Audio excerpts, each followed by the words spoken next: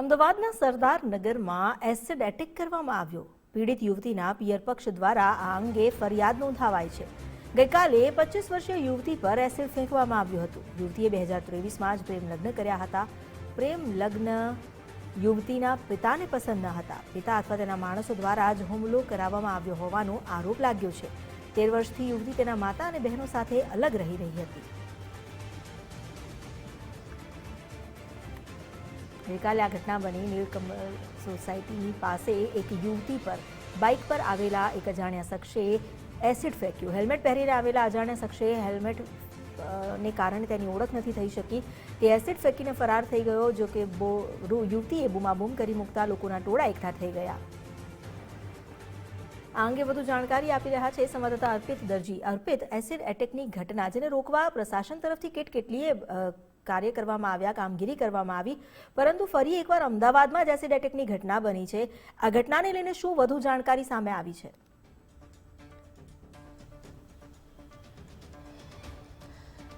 અત્યાર સુધીની તપાસ અને જે તપાસ થઈ છે, ફરિયાદ નોંધવામાં આવી છે, એ પ્રકારે હકીકત સામે આવી છે કે ભોગ બનનાર જે પીડિતા છે એ પીડિતા પ્રેમ લગ્ન કર્યા હતા વર્ષ 2023માં, અને એ પ્રેમ લગ્ન એના પિતાને મંજૂર ન હતા, જેના કારણે એની અદાવત રાખી અને એ પિતાએ આ એસિડ એટેક કરાવ્યો હોવાની શંકા વ્યક્ત કરવામાં આવી છે। જે નિવેદન લેવામાં આવ્યું છે ભોગ બનનાર યુવતીનું, એમાં એને દાવો કર્યો છે કે એના પિતાએ અથવા તો એના પિતાના અન્ય સાગરીતોએ અથવા તો એના પિતાએ આ એસિડ એટેક કરાવ્યો હોવાની વાત જે ભોગ બનનાર છે એના દ્વારા કરવામાં આવી છે। સાથે સાથે એ પણ હકીકત સામે આવી છે કે ભોગ બનનાર અને એની માતા અને એના પરિવારજનો પાછલા 13 વર્ષથી એકલા રહેતા હતા। એમના પિતા સાથે તકરાર ચાલી રહી હતો અને 13 વર્ષથી એકલા રહેવાના કારણે ભરણ પોષણનો કેસ પણ પીડિતાની માતાએ એમના પિતા વિરુદ્ધ કર્યો હતો અને કોર્ટમાં કેસ ચાલી રહ્યો છે। આ દરમિયાન એને લગ્ન કર્યા હતા અને એ લગ્ન પ્રેમ લગ્ન જે કર્યા હતા એ પ્રેમ લગ્ન એના પિતાને પસંદ ન હતા, જેના કારણે એ વાતની અદાવત રાખીને, એ વાતની ખુન્નસ રાખીને આ હુમલો કરવામાં આવ્યો હોવાની હકીકત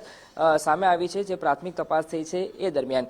હાલ સ્થાનિક પોલીસની સાથે સાથે અમદાવાદ શહેર ક્રાઇમ બ્રાન્ચ પણ આ મામલે તપાસ કરી રહી છે। એના પરિવારજનોના નિવેદન લેવામાં આવી રહ્યા છે। એમના એટલે કે જે ભોગ બનનાર યુવતી છે એમના પતિની પણ પૂછપરછ કરવામાં આવી રહી છે। એના સાસરી પક્ષ, એના પિયર પક્ષ અથવા તો એમના મિત્રો હોય એ તમામની પૂછપરછ કરવામાં આવી રહી છે। ઉપરાંત નરોડા ગેલેક્સી કોમ્પ્લેક્સ આવેલું છે, એની પાસે એક સોસાયટીમાં ઘટના બની હતી એના ગેટ પર, તો એ ગેટ પર લાગેલા સીસીટીવી ફૂટેજ પણ પોલીસ દ્વારા તપાસવામાં આવી રહ્યા છે અને એક્ઝેક્ટલી આ બનાવ શું હતો એ તમામ વિગતો, નાનામાં નાની બાબતોનું ધ્યાન રાખી અને ઘટનાની ગંભીરતાને જોતા આ કિસ્સામાં કોઈ પણ પ્રકારની છૂટ ન રહી જાય, કોઈ કચાશ બાકી ન રહી જાય, એ પ્રકારની તકેદારી અને ગંભીરતા સાથે હાલ તપાસ કરવામાં આવી રહી છે। જી, આભાર આપનો જાણકારી આપવા માટે।